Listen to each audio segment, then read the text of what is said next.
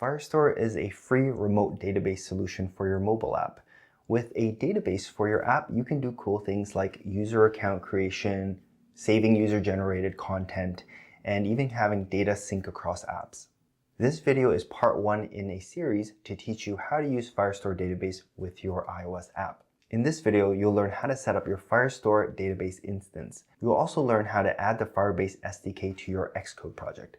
And if you're a M1 Mac user, we have some special tips for you as well. By the end of this tutorial, you'll be ready to harness the power of Firestore database. Hey Code Crew, if you're new here, my name is Chris and welcome to Code with Chris, the place to be if you want to learn how to code and how to build apps. If you're just starting out on your app journey, check out the 14-day beginner challenge right there. There's a whole community of people in our Code Crew forum going through that app journey right now. All right, with that said, let's dive into today's topic. First, let's take a look at the bigger picture. Here's how your app is going to interact with the Firestore database. First of all, Firebase is a platform that you can go and create a project on.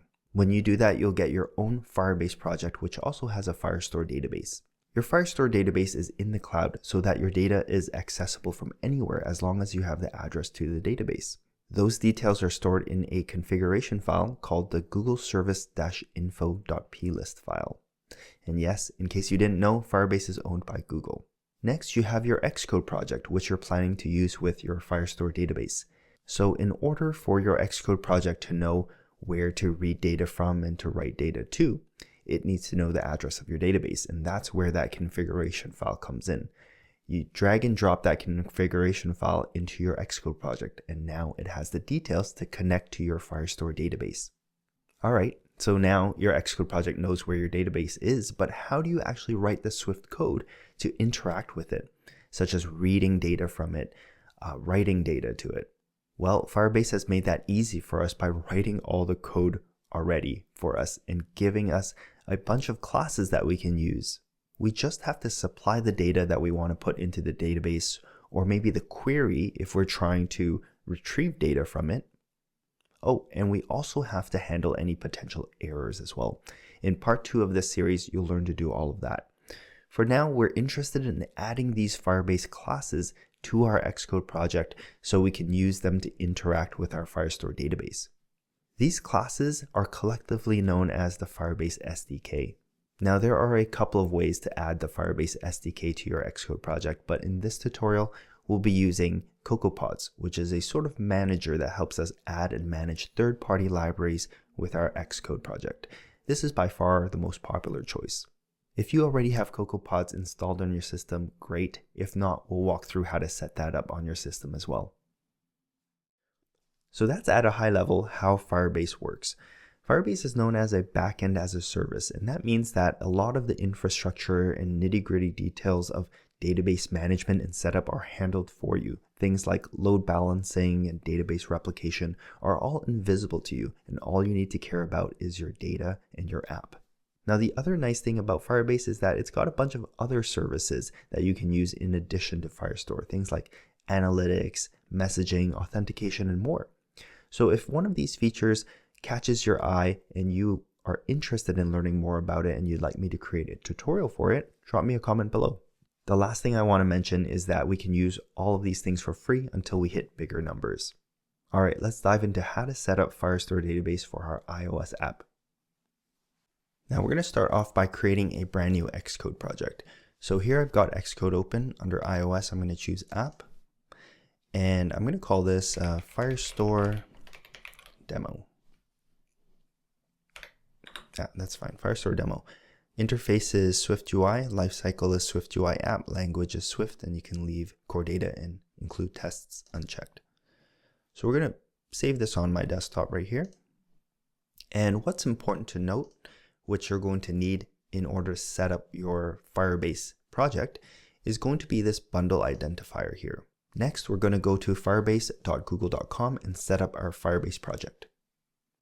So here I'm at firebase.google.com, and you need to sign in with a Google account. So if you don't have one, you can go ahead and create one. It's free. If you're already signed in, you'll probably see your face up here. Next, you can either click this Get Started button or go to Console. So I'll just click on that. And that's going to bring you to your dashboard where you see all of your previous projects. For me, I've got a bunch. So what we're going to do is create a brand new project for this demo. So go ahead, add project, and we're just going to say, I'm going to call it test project. And let's continue. Now here you have the option of adding Google Analytics for your Firebase project, which is handy if you are planning to actually submit this into the App Store. However, for this demo, I am not going to enable that. So we'll just create project, and it'll take less than a minute to create your project. All right, so we use some editing magic to speed that up on our end. Let's go ahead and click continue. Now the next thing you want to do is to click on this iOS button, because you can use Firebase for other platforms as well, such as web and Android and even Unity. And on the left hand side, you'll see all of these different services that Firebase provides. Like we mentioned before, it provides a lot more than just Firestore database. But first, before we get too far ahead of ourselves, let's click on iOS. This is where we're going to put in our bundle ID that you saw from the Xcode project. So go ahead and grab it from your project that you just created. So I'm going to copy that. I'll paste it in here. You don't have to fill these in. Let's register our app. And next we get to download our configuration file. Remember from our overview that this file contains the address and the details for our app to make a connection to this database. So as it tells you right here, after we download this file, we drag and drop it into our Xcode project. So let's go ahead and do that. Let's click this button. All right, we're gonna, I actually already have one on my desktop. So I am going to, maybe I'll just save it in my apps folder so I can differentiate between the two. And then we're going to open up our Xcode project, and we're going to find that file that we just downloaded. So for me, I saved it in my apps folder. I'm going to drag it and drop it right below my info.plist. Doesn't really matter where you drag and drop it into. I just like putting it there. Do make sure that copy items if needed is checked though, because what that's going to do is create a copy of the GoogleService-Info plist into your project folder as well. And make sure add to targets is also checked, which is going to make sure that that plist gets included in your app bundle. So click finish. So by doing that, I can delete it from wherever I saved it because it's made a copy of it in my project folder already. If by deleting that, this turns red, meaning it can't find it anymore, that means that you probably didn't have the copy items if checked enabled. In that case, just delete that red entry and then restore it from your trash bin and just redrag it in there. All right, so we are going to save the project, and then we are actually going to go ahead and close this Xcode project because we won't be needing it for now. And we're going to continue with our configuration and setup. Let's go ahead and click on next. We're going to add the Firebase SDK. Now, these are the instructions for CocoaPods. There are a couple of other options, like I said, but by far the most popular is going to be CocoaPods right now at the time of this recording. And if you don't have it installed on your system, we are going to walk through the steps to install it right now. And there are some additional steps for M1 Mac users. If you already have CocoaPods installed, then you can go ahead and skip this section and go on to the next where we actually use CocoaPods to install the Firebase SDK. There are going to be timestamps in the description below. So if you already have CocoaPods installed on your system, you can skip right ahead to the section titled Add the Firebase SDK to Xcode. Now, if you're not sure if you have CocoaPods installed or not, there's an easy way to check. So go ahead and open Spotlight Search, type in terminal. If you've never done that before, it's Command Spacebar to open up this little dialog, and just type in terminal, and you can open up this little app right here where you can key in commands for your Mac. So you type in pod space -- version, and it's going to tell you if it's installed or not. If it's not installed, you probably won't see a version number right there. So what I'm going to do right now is go ahead and uninstall my version of CocoaPods so that we can uninstall CocoaPods.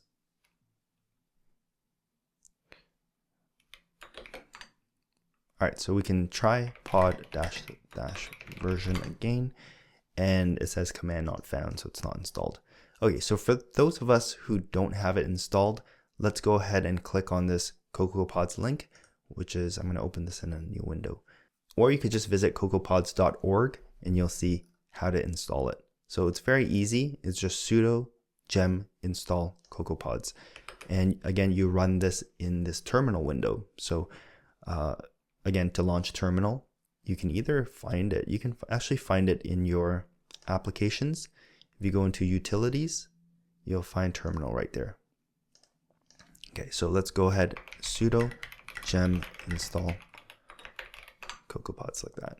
And even if you already have CocoaPods installed and you run this command, it's not going to blow up your system or anything like that. In fact, it will update your CocoaPods. All right, and that's how easy it is to install CocoaPods. Next, let's see how we use it. All right, let's go back to our Firebase setup instructions right here. And we still need to use terminal right here to write these commands here. We're going to navigate to our project directory through terminal. So once again, let's open up terminal. And I'm going to show you some commands here so that you can navigate around. First, type in pwd, and that's going to tell you what directory is you're currently in. Imagine that this terminal window is just like a Finder window. Right, so you're looking at a specific folder, and typing pwd shows you what folder you're looking at. The command ls tells you what is in that folder. Right, so if I navigate, this is the same folder. Hey Chris, I'm in users-Chris. ls lists the same thing here. It's just this is a graphical interface and this is a command line interface. So it really depends where you saved your project. For me, I saved it on my desktop, right? So I would want to click into my desktop, and to simulate that in the terminal, I type cd space the folder name, and that will actually go into the directory. So make sure it's case sensitive. So if I say cd.desktop, then okay, I stand corrected. It's not case sensitive, but if you want to, I guess I was talking about this tab button that I'm used to doing. So if you want autocomplete, let's say you don't want to type in the whole word, you can type in the first couple of letters and press tab, and it will automatically try to detect which folder you're referring to. In this case, that wasn't a very good demonstration because I have, actually, if I go back, so going back a directory is cd space ... And if I type in pwd again, I'm back in users Chris. All right, so if I type cd space de, just de is fine. If I press tab, that's going to complete it for me so I don't have to type it out. And now I am in my desktop folder. Pwd shows me that I'm at users Chris desktop. Okay, next, let's see what's in here. So I see my project folder right there, Firebase demo. So I'm going to do cd space fire and press tab, and that's going to autocomplete, or you could just type it all out. And remember, cd is to sort of go into the directory. Press enter, and now I am in that directory. So that's equivalent of seeing this. If I hit ls, those are exactly the two files that I see right here. Okay, so it's inside your project directory that you type in this command pod init. Pod space init. And what that's going to do is create this new file. So inside this pod file is where we specify the Firebase SDK and any other third-party libraries that we want to add to Xcode. And then we save our edits to this file. We just open it up in a text pad, right? In a text edit. And then we add whatever library names we want there. We save this file, and then we run pod install, and CocoaPods is going to go and fetch and download those SDKs and third-party libraries and include it with our Xcode project. So let's close this pod file for now and take a look at what pods are available, like what libraries are available for Firebase SDK. Because the Firebase SDK comprises of all of the classes to interact with all of the services that Firebase provides, like the analytics, the messaging, the A/B testing, all of that stuff. We don't need all of the classes. So let's go ahead and open up this URL in a separate browser window, and we get a list of available classes for us to use. So what we are actually interested in is this one right here. So where you're going to use Firestore, right? Take a look at all of the other libraries that you can add. We don't need any of this stuff. We don't want to add all of it. So go ahead and copy this pod Firebase Firestore. You need these single quotes as well. So make sure you got the single quote at the end. And now we go back to this pod file, right click it, just open it in a text edit, and let's put it right there. Make sure you save the file, close it, and then we can go ahead and come back here in your terminal window, type in pod install, and that's it. Now you should be seeing what I'm seeing, and it actually might take your system a while longer if it's never done this before, because then it doesn't have any cached versions. And if you're running on an M1 Mac, you might experience some errors as well. And that's completely normal. We'll tell you how to get through those errors right now. If you're not running on an M1 Mac, you can go on and skip to the next section for creating a Firestore database. Again, there's timestamps below, so you can go ahead and click on that timestamp for create a Firestore database, or you can probably just skip ahead a couple of minutes. However, if you did encounter errors here and you are on an M1 Mac, then you'll want to listen to these tips. If you're using CocoaPods on an M1 Mac and on that step you're trying to install CocoaPods, doing a pod install, and you get errors like this saying missing compatible architecture, then you're going to want to run through these quick tips here.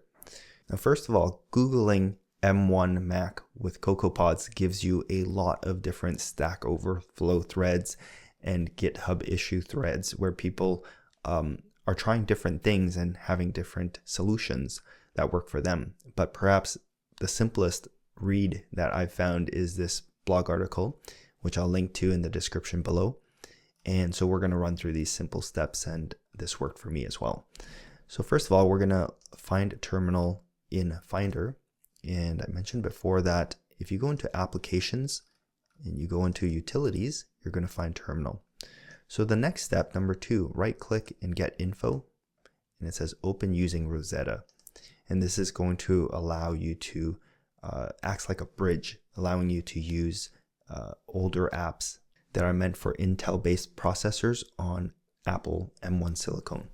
So we're going to close that, and then we're going to go on to step 3, which is then to open up terminal. So I'm going to make sure I have terminal closed first. So go ahead and quit terminal, and then reopen it now that you have that that open Rosetta checked.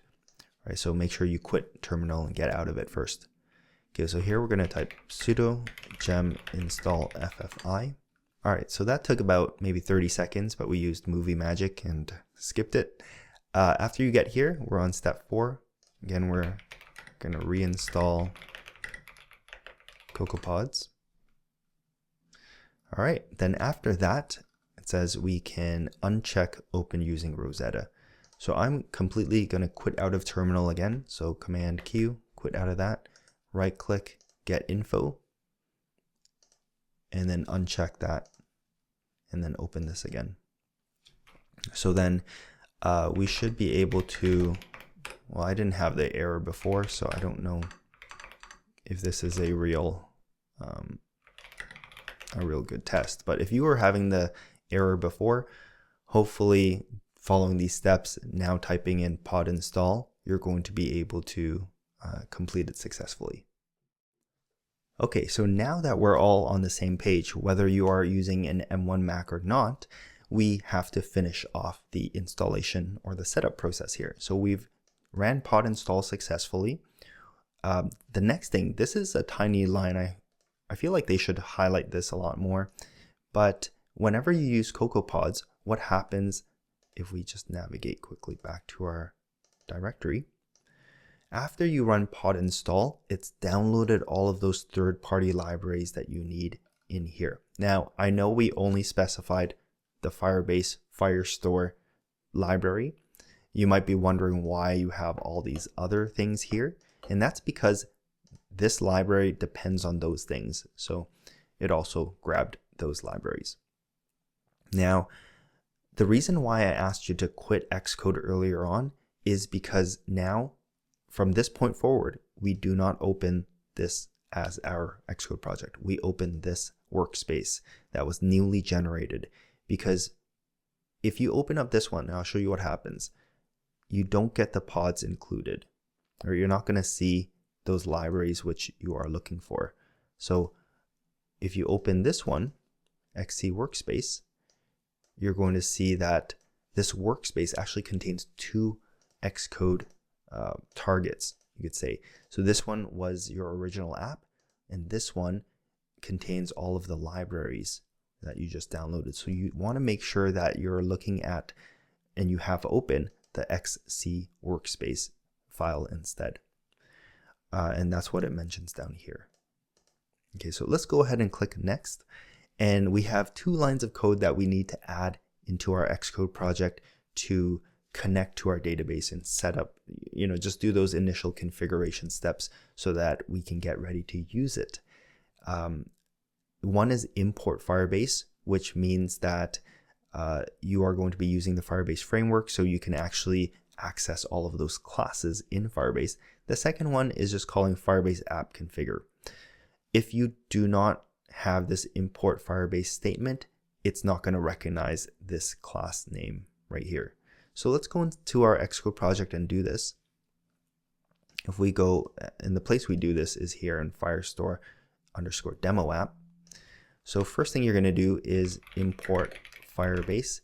Now, if it doesn't recognize Firebase, or it's telling you that this doesn't exist, double check that you are using your XC workspace file, that you have, this pods target down here. And the other thing is that sometimes Xcode just needs some time to catch up, right? So you can just ignore this for now. It's when you try to build your project and it doesn't build, complaining that it can't find the Firebase classes, that's when you've got a real problem. So we can just leave that import Firebase there. The second thing here is this isn't a SwiftUI project, so you might not see this app delegate and did finish launching, and you're going to wonder where you put this line of code, right? So in SwiftUI, what you can do inside here, make sure it's inside the actual struct right here. You're going to write an init method like that. And that's where you're going to put your line of code. So let's go back here and copy that. And then we're going to paste it in there. Okay, and now we're going to try to build it. So press Command B. Now, this may take a while because it's compiling all of those libraries for the first time that we downloaded. So it could take up to a few minutes. So just be patient here. Again, we're going to use Movie Magic and we're going to speed this up. All right, so my build succeeded. I hope yours did as well. So at this point in time, we have finished with the setup. There's no more steps here, and we are going to continue to our console. Now, if you had some build errors, I would just double check that you are opening your XC workspace file and that you have the proper pod installed, which was this one right here, and that your CocoaPod installation didn't fail.